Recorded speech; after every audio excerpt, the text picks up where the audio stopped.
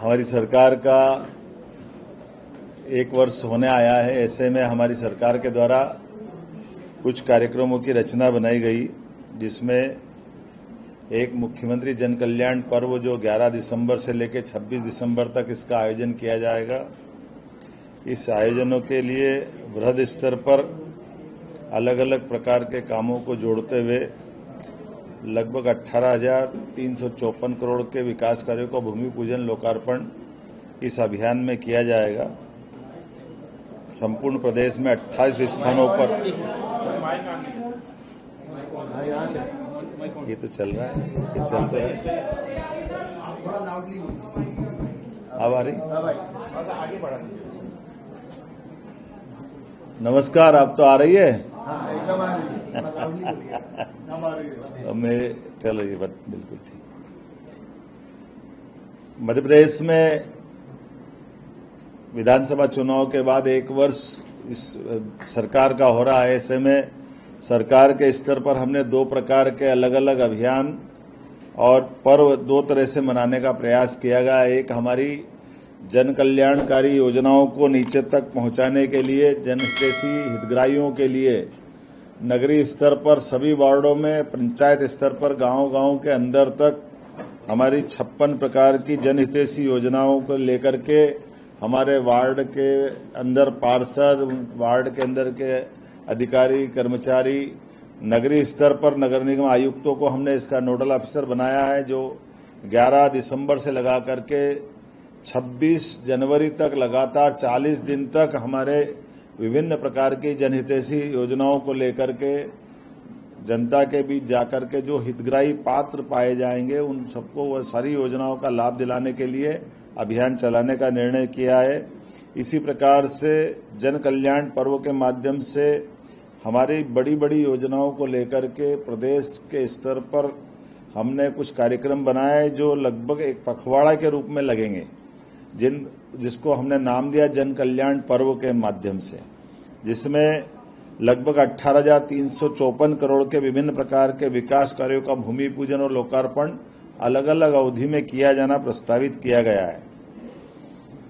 खास करके हमारे लिए यशस्वी प्रधानमंत्री के आशीर्वाद से हमारे नदी जोड़ो अभियान में हमें बड़ी सफलता मिली है। नदी जोड़ो अभियान में केन बेतवा ये बहुत बड़ी वृहद योजना है। स्वर्गीय भारत रत्न अटल बिहारी वाजपेयी जी ने स्वप्न देखा था कि यह नदी जोड़ो अभियान होना चाहिए। यशस्वी प्रधानमंत्री के आशीर्वाद से भारत की पहली नदी जोड़ो अभियान की पहली योजना केन बेतवा, जो बुंदेलखंड और यूपी दोनों राज्यों के मध्य में लगभग 1 लाख करोड़ की ये योजना है, जिसके माध्यम से हमारी इस योजना के पहले चरण का भूमि पूजन लोकार्पण माननीय प्रधानमंत्री जी समय देंगे, तो हम इस पखवाड़े के अंदर ही इस योजना को रखने जा रहे हैं। एक 20 वर्ष से ज्यादा समय से पार्वती काली सिंध चंबल योजना पे भी हमने सहमति दी है कि हमारे राज्य और राजस्थान दोनों के हित सामान्य है और सहज है। ऐसे में पुराने काल में ये लंबे समय तक इस योजना को, चूंकि राजनीतिक क्षेत्र में कठिनाई ये रहती कि विपरीत राजनीति के जब राजनेता सरकार बनाते हैं तो कमोबेश इसकी कीमत हमको चुकाना पड़ी है, लेकिन अब भाग्य से राजस्थान और मध्य प्रदेश दोनों की एक ही दल की राजनीति के कार्यकर्ता होने के नाते से यशस्वी प्रधानमंत्री के इस आग्रह से हमने भी कहा कि पार्वती काली सिंध चंबल तीनों का जल आगे जाकर जमुना और जमुना से गंगा में जाता है, अर्थात गंगा बेसिन की नदियां हैं। तो हमारे लिए ये बड़ी योजना पे काम करने का हमने निर्णय किया है। हमने सहमति दी है। आमतौर पर इस पे high court, supreme court, Madhya Pradesh सरकार बहुत दिनों तक लड़ती रही है, लेकिन हमने इसमें समाधान दिया है कि इसकी जरूरत नहीं है, ये दोनों राज्यों के लिए बेहतर होगी। तो 10 जिले हमारे और बाकी के 13 जिले राजस्थान के, दोनों के बीच में इसका भी एक हमने अपनी जल शक्ति मंत्रालय के माध्यम से स्वीकृति दी, जिसमें लगभग 70,000 करोड़ से ज्यादा के कामों के प्लान दोनों राज्य बना रहे हैं। यशस्वी प्रधानमंत्री के आशीर्वाद से इस योजना का जब वो चाहेंगे आगे वो अनाउंस करके हमारा एमओयू पे हमने मन मस्तिष्क से इसमें स्वीकृति सहज रूप से दी है। आपकी जानकारी के लिए बता दूं कि हमारे floating solar park, IT park, Sondwa, ऐसे बहुत सारे कार्यक्रमों के साथ बहुत सारे प्रकार से हमने अलग अलग कार्यक्रमों और कामों को जोड़ा, जिसकी विभिन्न प्रकार की योजनाओं के साथ आपको एक पुस्तिका देंगे जिसमें विस्तृत रूप से वो मिलेगा। खास एक बात हमने कहा था कि यशस्वी प्रधानमंत्री के नेतृत्व में 2014 के बाद 2024 तक भारत 5वीं अर्थव्यवस्था बना है और 5 साल में वो तीसरी अर्थव्यवस्था बनेगा। तो स्वाभाविक रूप से राज्यों की अपनी भूमिका होना चाहिए। तो हमने अपनी सरकार के गठन के बाद निर्णय किया था कि जो हमारा 3.25 लाख करोड़ का बजट है, इसको हमने पहले साल में 3.5 लाख करोड़ का और इसको 5 साल के अंदर 7 लाख करोड़ के हमारे अपने निवेश को, हमारे बजट को ले जा करके सभी प्रकार की पुरानी योजना है, जो जनहितैषी योजना है, उस सारी योजना को चालू रखते हुए हमारा जीडीपी बढ़ाने का निर्णय किया है। इसके लिए हमने चरणबद्ध रूप से काम भी चालू किया है। खास करके संभाग केंद्र की रीजनल इंडस्ट्री कॉन्क्लेव हमने जो करना प्रबंध शुरू किया था, तो 6 हमारी रीजनल कॉन्क्लेव हुई है, जिसके माध्यम से हमारा लगभग 2.25 लाख करोड़ के निवेश के प्रस्ताव अभी तक हमारे पास प्राप्त हुए हैं। और इसी के साथ साथ हमारी 6 इंडस्ट्री कॉन्क्लेव उज्जैन, जबलपुर, ग्वालियर, सागर, रीवा और नर्मदापुरम में पिछली 7 दिसंबर तक हुई है। अगला जनवरी में हम अपनी 16 जनवरी को शहडोल संभाग की कॉन्क्लेव करेंगे। इसके तुरंत बाद फरवरी में हमारी ग्लोबल इंडस्ट्री कॉन्क्लेव होगी, जिसके भरोसे से हम विश्व की भी बाकी सारी निवेशक कंपनियों को आमंत्रित करते हुए हमारी सभी प्रकार की व्यवस्था में सहयोग के लिए औद्योगिकरण के इस माहौल में हम अपने प्रदेश वालों को, देश वालों को और विश्व की किसी भी वित्तीय व्यवस्थाओं से सक्षम एजेंसियों को हमारी सभी प्रकार की औद्योगिक निवेश की व्यवस्थाओं से जोड़ना चाहेंगे। मध्यप्रदेश का सौभाग्य है कि मध्यप्रदेश में पर्याप्त जल राशि है, पर्याप्त लैंड बैंक है, हमारी भूगर्भ क्षमता अर्थात माइनिंग के सेक्टर में हमने यशस्वी प्रधानमंत्री के नेतृत्व में साफ सुथरी हमारी जो खदानों की नीलामी की गई, इसमें मध्यप्रदेश सरकार को भारत सरकार के द्वारा प्रथम पुरस्कार दिया गया। ये हमारे लिए ये भविष्य की माइनिंग की बड़ी संभावनाओं में से हमारे लिए अब हम आगे प्रयास कर रहे हैं कि जो हमारा 10,000 करोड़ का इससे जो राजस्व प्राप्त होता है, ये 5 साल में 50,000 करोड़ तक पहुंचे। और मुझे इस बात की प्रसन्नता है कि इसी साल लगभग 15,000 करोड़ के निवेश के हमारे करीब हम पहुंच रहे हैं। उम्मीद करेंगे इसी प्रकार से हमारी बाकी चीजों में भी, जैसे कृषि उत्पादक क्षमता हमारी बहुत अच्छी हुई है, लेकिन कृषि उत्पादक के साथ साथ हम अपने किसानों की आय बढ़ाने के लिए दूध उत्पादन में भी हमारी बड़ी भूमिका देख रहे हैं। और उसके आधार पर जो अभी 9% दूध उत्पादन क्षमता देश के अंदर कंट्रीब्यूशन में हमारी है, हम 5 साल में इसको 20% तक ले जाना चाह रहे हैं। इसी सिलसिले में लगभग हमारी जो नेशनल डेयरी डेवलपमेंट बोर्ड के माध्यम से MOU हुआ है, वो हमारी सभी दूध से बने हुए उत्पाद और उत्पाद से किसानों को ठीक से आय मिले। और हमने भी निर्णय किया कि दूध खरीदने पे भी हमारी सरकार बोनस प्रारंभ करेगी, अर्थात किसानों की आय बढ़ाने के लिए फसल उत्पादन के साथ साथ दूध उत्पादन में भी उनकी अपनी आय बढ़े, इस दिशा में हम काम कर रहे हैं। कुछ स्थायी प्रकृति के काम भी बहुत सारे चालू किए हैं, साथ ही साथ चिकित्सा क्षेत्र में भी हमने काम किया है। यद्यपि कुछ आंकड़े आपको जरूर बताना चाहूंगा। 2004-05 तक जब हमारी सरकार माननीय उमा जी के नेतृत्व में बनी, बाद में बाबूलाल जी गौर के नेतृत्व में बनी, बाद में शिवराज सिंह जी के नेतृत्व में बनी, तो हमारे 2005-04 के पहले हमारे पास कुल 5 मेडिकल कॉलेज थे। और 5 मेडिकल कॉलेज की तुलना में हमारे पास 2023-24 तक आज की स्थिति में हमने, मेरे आने के बाद 3 मेडिकल कॉलेज चालू हुए, उसके पहले के और बाद के मिलाकर के आज 30 मेडिकल कॉलेज हमारे अपने मध्य प्रदेश में हुए हैं। लेकिन ये 1 साल के अंदर हमारे 14 मेडिकल कॉलेज PPP पे और 8 हमारे निर्माणाधीन है, अर्थात अब 1.25 से 1.5 साल के अंदर लगभग हम 50 मेडिकल कॉलेज अपने यहाँ राज्य में लाएंगे। ये सबसे तेज गति से बढ़ने वाले हमारे मेडिकल चिकित्सा की दृष्टि से बड़ी उपलब्धि रहेगी। इसी प्रकार से 5 आयुर्वेदिक मेडिकल कॉलेज इसी साल हमने खोलने का निर्णय किया है।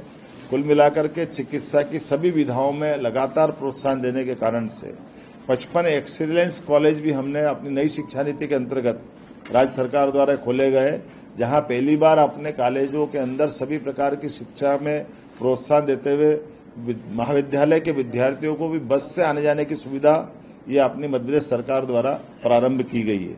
हमने उम्मीद की है कि जिस प्रकार से गुड गवर्नेंस के लिए काल के प्रवाह में बड़ी बड़ी फैक्ट्रियां बंद हो जाती थी, मजदूरों को अपने हक के लिए कोर्ट कचहरी के चक्कर लगाना पड़ते हैं।